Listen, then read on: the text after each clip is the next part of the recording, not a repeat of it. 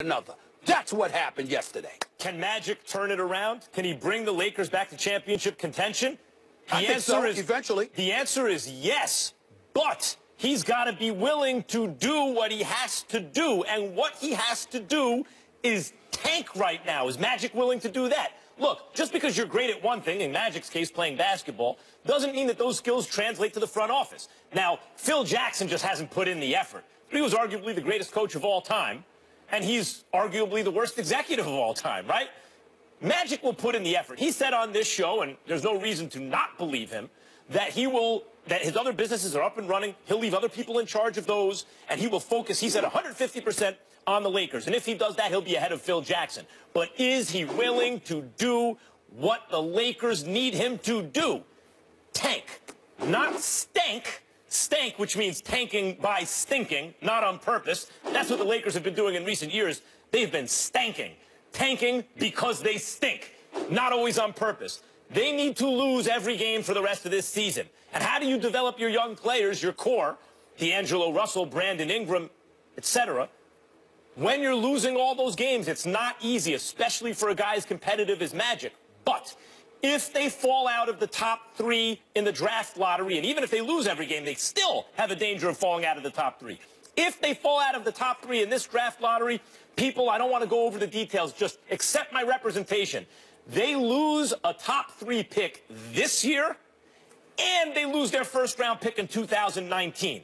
So it is imperative that they lose as many games as possible to give themselves as many lottery balls as possible to give themselves the best chance to pick in the top 3. And then once they do, Stephen A. Smith, Lonzo Ball. A big playmaking, three-point shooting guard like Magic Johnson, minus the three-point shots, and some of the size, who plays for UCLA, a guy like that. They need to target someone in the draft. Come hell or high water, they got to land that guy in the draft. Magic has got to be willing to tank this season. Now, there's nothing he can do about the contracts of Mozgov or Luol Deng right now, which were incredibly foolish contracts. Those were long-term, high-price deals. Combined, they make $34 million a year. Why don't you just for tell 3 us the more sky seasons? is blue? What's that? We all know that. $70 million for Deng, $65 million for Moscow. Everybody and their grandmother knows those are bad contracts. By the way, as was Kobe's final contract that the Lakers gave him, the only upside to that turned out to be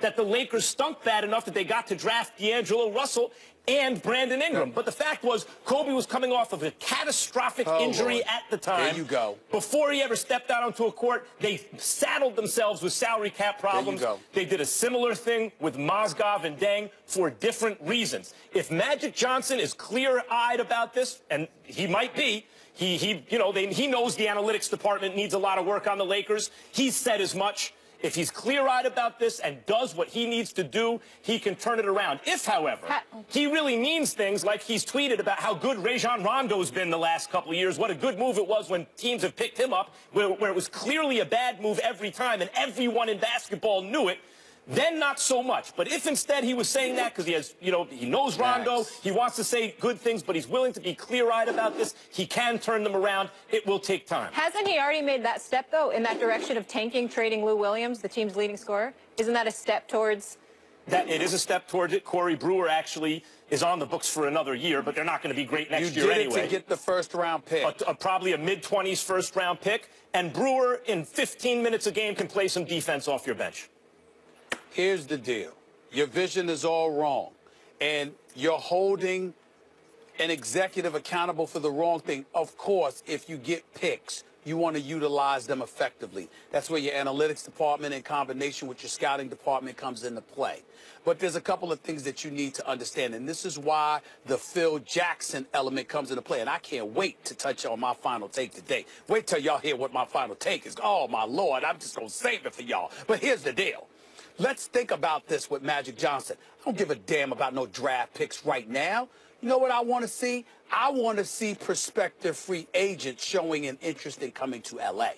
That's what I want to see. You're not getting success based on the draft picks alone. Magic Johnson ain't trying to be Sam Hinkie part duh, okay, throwing seasons at a time because we want to trust the process and charging patrons while throwing 3 or 4 seasons at a time. That ain't going to be Magic Johnson. LA's not going to tolerate that. You have to show an ability to go out there and attract marquee free agents by selling the purple and gold, selling the tradition, selling Magic Johnson and the Los Angeles Lakers. You got to pay him. Hold on. What? LaMarcus Aldridge would have been a terrible idea for these Lakers. These baby Lakers with a 30-year-old star who's not good enough to take you to the promised land. You're going away from my point. Carmelo Anthony would have been a terrible idea for these Lakers. That's not the point I was making. You have to sign the right free agents. That's not the point I was making. It's not. Of course it's got to be the right free agent. What's the wrong one? You brought up LaMarcus Aldridge.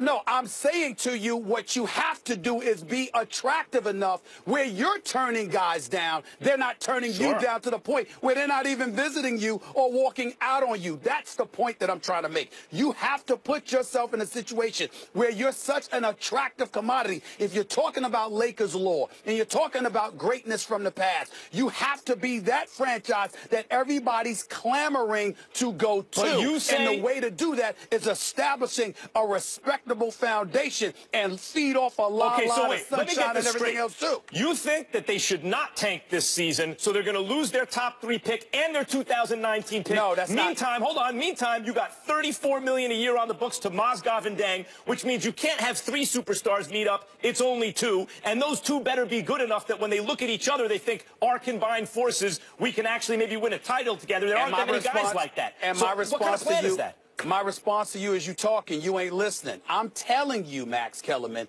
I'm not disagreeing with what you're saying. I'm saying the priority has to be is making yourself attractive enough where you're coveted and you get to make those choices. The Los Angeles Lakers went out and they gave up these bogus contracts to bogus individuals to some degree because guess what? There's so much they could attract because everybody knew that Jeannie Buss and Jim Buss were at the helm. It was dysfunctional, it was embarrassing, and it was well chronicled. No one wanted to come to play for this organization. But if you establish yourself with an elevated level of credibility, as a result, you get to pick and choose what you can do. What I'm saying is there's no one player who's going to swoop in and save these Lakers in the next year or 2. It's not going to happen. Much better to continue to build at this point a core of prospective young stars so that as they mature and the time is right, you can't rush these things in several years. At that point, that crop of free agents looks and goes, I want to play with those guys. Quick question. Yeah. So since you say that, right? Since you say that, Max Kellerman, what if Russell Westbrook and Paul George said, I want to go to L.A.? That doesn't change everything?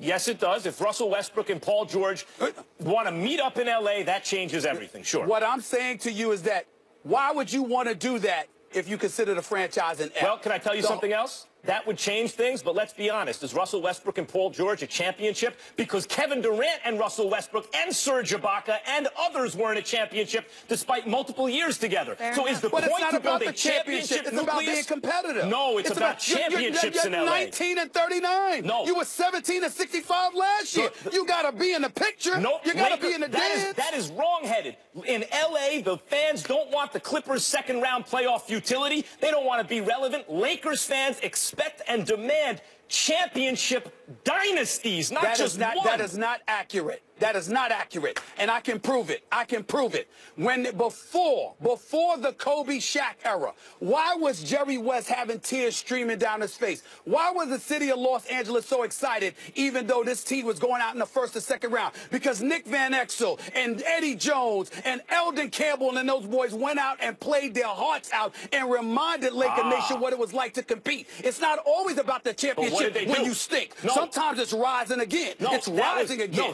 You got to crawl before you walk. That was very different. That was them recognizing the Bulls have a dynasty. We're not going to do anything about this without Magic Johnson. Oh, now you're bringing that up. I thought you just said it was championship.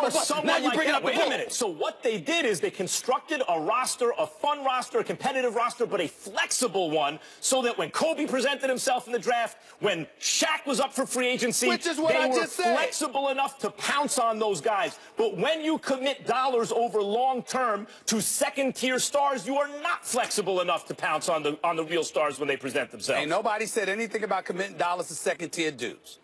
Nobody said anything about that. You changing the narrative. But go ahead, Mom. We got to leave it there. And we know LA. DeMar DeRozan, would you give him a max deal? Because that's a second-tier star. Okay. No. Okay, just checking. We know LA fans are pretty impatient, but they've had to be very patient with this next move. So the move of relieving Jim Buss from president of basketball operations was a long time coming. You saw Stephen A's elation at the top of the show. But, of course, when it's family business, it's never easy for anybody. Jeannie Buss admits having some regrets on waiting so long. This was a very difficult decision. It was probably so hard for me to make that I probably waited too long. And for that, I apologize to Laker fans. But now with clarity and direction and after talking with Irvin, really knowing that a change was needed, and that's why we're here today. Max, so Jeannie did what she had to do, but should she be vilified for taking so long in making this move? The answer is no. And I know I was just up here arguing, look, this Mozgov and Luol Deng contract, had it been a different front office, maybe those contracts don't exist, saddled them with a salary cap issue, and that's worse than it might have been. I get that. And Boogie Cousins was just traded for a ham sandwich, and I don't believe that the only thing holding it up was Brandon Ingram. There's no way you could negotiate a better deal. I mean, the deal that was eventually had for Boogie Cousins didn't include anything like a Brandon Ingram, so even a potential draft pick. So all those things argue that she waited too long. And, in fact, Jeannie Buss just said it. And yet here I am, Stephen A. Smith, saying, no, she didn't. There are extenuating circumstances here. I think what Jeannie just did, if it's a zero-sum game, hero or villain, she's a hero here. She had to do something very difficult, something that really required guts and is understandable why it took this long, because it's one thing to say you'll do it, it's another thing to do it. She just fired her brother. And it is barely an exaggeration to say that her father, the late, great Dr. Jerry Buss, a bona fide genius, and to me, clearly, I'd happily have this debate with anyone, the greatest owner by far in the history of American team sports, and I'm a Yankees fan, and yes, that includes Steinbrenner. It's an easy call, Dr. Buss, number one. His dying wish, essentially, barely an exaggeration. And if the Buss family is watching, I apologize for putting it this way. I know it's a difficult thing to hear. But basically, his dying wish, the patriarch's dying wish was he wants to leave his children in these certain positions, and he wants the family to reconcile in such a way that that situation leads to success for the franchise. And so it is understandable that Jeannie, a chip off the old block, wanted to give her brother, when their father wanted this arrangement, every single chance to succeed, and in this case, fail. And ideally, optimally, she should have gotten rid of him a couple of years ago. Sure, optimally, he should have never had the job, as it turns out. But I think what she did took guts, and I will not vilify her for waiting as long as she did. You're wrong, and I will vilify her. I don't do it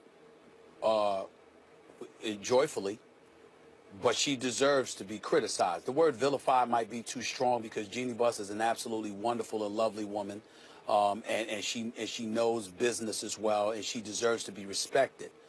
But she does deserve to be criticized for this, and I'm going to tell you why. Regardless of what your daddy wanted, he didn't want this. He didn't want the Lakers to be this inept. Let's keep in mind, as Bill Plaschke of the Los Angeles Times reminded me yesterday, that Jim Buss wasn't even involved with basketball. He was involved with the horses. He wasn't even involved with basketball. I had people joking around, and they were dead serious, swearing to me that sometimes during games, he was down the block at Hooters. I mean, this dude, and then when you consider some of the decisions that were made that were just flagrantly and flat out embarrassing, all right? And then you consider the reason behind it, that it had nothing to do with basketball. It was about making sure that he proved himself. It was about making sure that Phil Jackson wouldn't be allowed to ingratiate himself within the Lakers organization. It was about going against the grain and going against his sister. None of the things I mentioned to you had anything to do with basketball. And ultimately, that's what his responsibility was. So there was a flagrant dereliction of duty that he had exercised for years. Jeannie Buss didn't address it. Furthermore, what makes this even more poignant, Jim Buss said years ago, I need 3 years to turn this around. 3 years was last year. He should have been going last year. He asked for the 3 years. He got the 3 years. He failed miserably in those 3 years. That should have been enough. Jeannie Buss still did not make a move. And at the end of the day, what it comes down to is this. Whether it's 17, 18, I don't know the exact number of the attendance at the Staples Center on a nightly basis, the purple and gold, the paraphernalia, and all the stuff that comes with it. Laker Nation has stood tall and supported this organization through thick and thin for many, many years, from the days of Jack Kent Cook to Dr. Jerry Buss. They deserved better. And if you can't do it for them, it damn sure needed to be for a better reason that I needed to look out for my